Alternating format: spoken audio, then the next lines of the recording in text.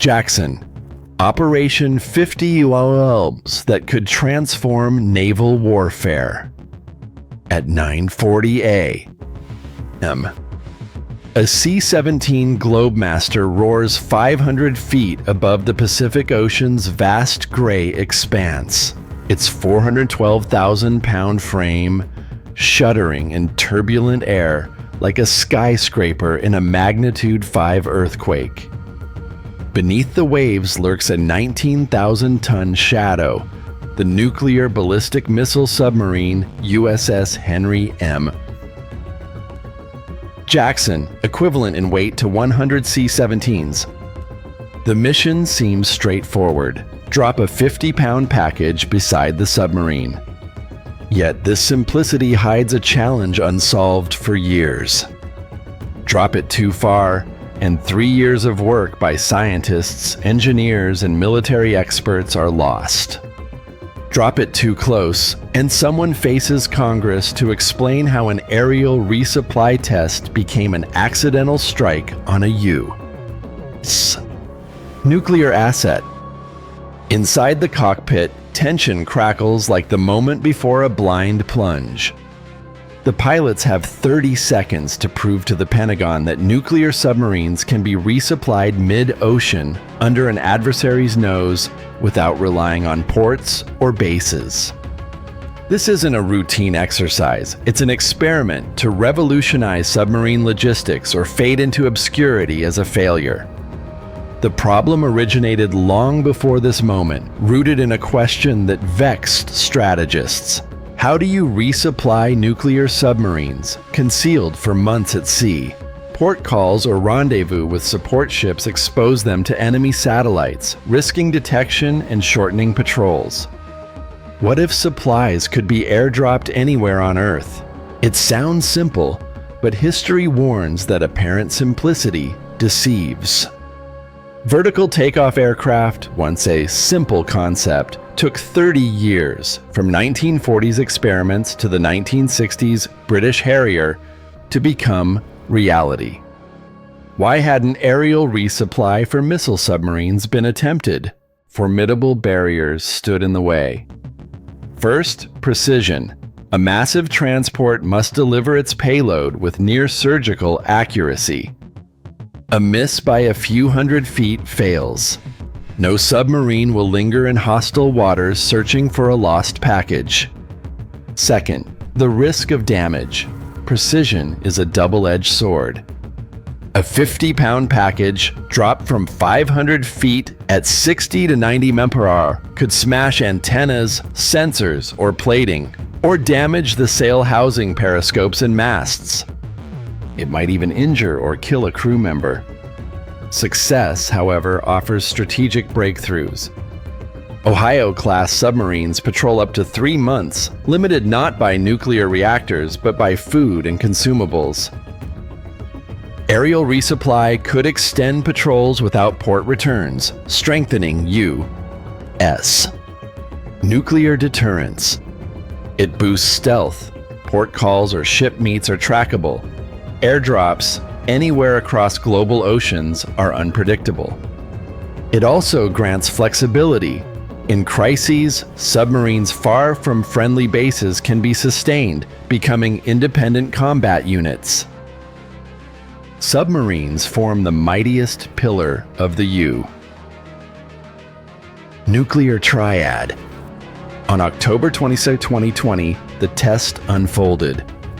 A C-17 took off from Hickam Air Force Base, Hawaii, its 4 turbofan engines lifting 412,000 pounds, including a 50-pound box designed to solve a decades-old problem. The plan: fly 800 miles northwest, locate the USS Henry M. Jackson, drop the cargo, and return. On paper, routine. In reality, a leap into the unknown. The submarine, submerged for 6 hours under radio silence, drifted with currents, making the search akin to finding a ghost in an ocean expanse 4 times the size of the United States. Halfway from Hawaii, the challenge intensified. The sub's last coordinates logged at night were outdated. It could be anywhere within dozens of miles. The Pacific offers no landmarks, no mountains, shores, or lighthouses. The endless blue void becomes the enemy. The crew activated the ANAPY-133 maritime radar, sweeping 250 nautical miles, rendering the ocean as green blips on screens. Each could be waves, fish, debris, or the submarine. Human expertise, not automation, sifted chaos for subtle patterns, a straighter line, a stable trace. A mistake meant flying past, leaving the sub a shadow. At 7:30 a 3-second signal broke silence, revealing the sub 4 miles northeast of predictions, currents derailing plans. The C-17 adjusted course, widened sweeps. Aircraft GPS offered 30-foot accuracy, useless against a drifting target. As reporters later noted, the crew wasn't hunting a submarine, they were chasing a ghost. The mission's core, a 50-pound, 23-kilo box, waterproof, equipped with a Type 4 life preserver. No GPS, no electronics, just a float and bright color for visibility. Complex systems fail, simple ones endure. This unassuming box tackled a strategic titan. Could submarines resupply mid-ocean without sacrificing stealth? Success would place it alongside vertical takeoffs or GPS, a small detail rewriting the rules. By 9 a, radar detected a flicker. The USS Henry Jackson. It surfaced partially, preparing for receipt. The riskiest phase began. Plan: the sub deploys a small boat. The aircraft drops nearby. The boat retrieves. The sub dives. Battling swells, the sub adjusted ballast and trim to stay level. A rigid-hulled inflatable boat, Arhib, launched from the sail, 4 sailors braving the ocean to reach the drop zone before waves claimed the box. At 500 feet, the C-17, now a sluggish giant, battled turbulence. 3 forces, aircraft, submarine, boat, had to align in open ocean where a second's error breaks sync. At 9:40 the climax. C-17 aligns over the sub's path. Pilots, like surgeons, hold speed at 120 knots, 140 mph, 220 km, altitude at 500 feet. The 19,000-ton sub moves at 6 knots. Starboard, the tiny boat waits. In the cargo bay, the loadmaster eyes the box. Calculations race. 5 seconds free fall, 500 feet. Sub advances are 50 feet. Wind shifts 20 meters east. Plane momentum adds 300 meters. A 1-second error means a 200-foot miss. 3, 2, 1. Lever pulled. Box ejects, tumbles, splashes, resurfaces. It lands 3,000 feet at 1 kilometer off, not perfect, but close. The boat retrieves it in minutes. Mission success.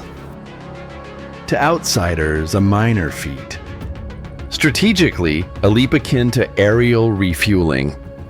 Submarines can now resupply mid-ocean, extending patrols, evading enemies. Cold War Soviets awarded top honors to commanders who located boomers. This 50-pound box proves simplicity reshapes the game. Analysts note it launched a new logistics era, from drones to advanced drops. If a submarine patrols longer or receives critical supplies mid-ocean, it began here, a C-17, a 50-pound box, and sailors pioneering sky-to-sea resupply. Thank you for watching. Please like and subscribe to Military Flashpoint. See you soon. The secret of the C-17 and the USS Henry M.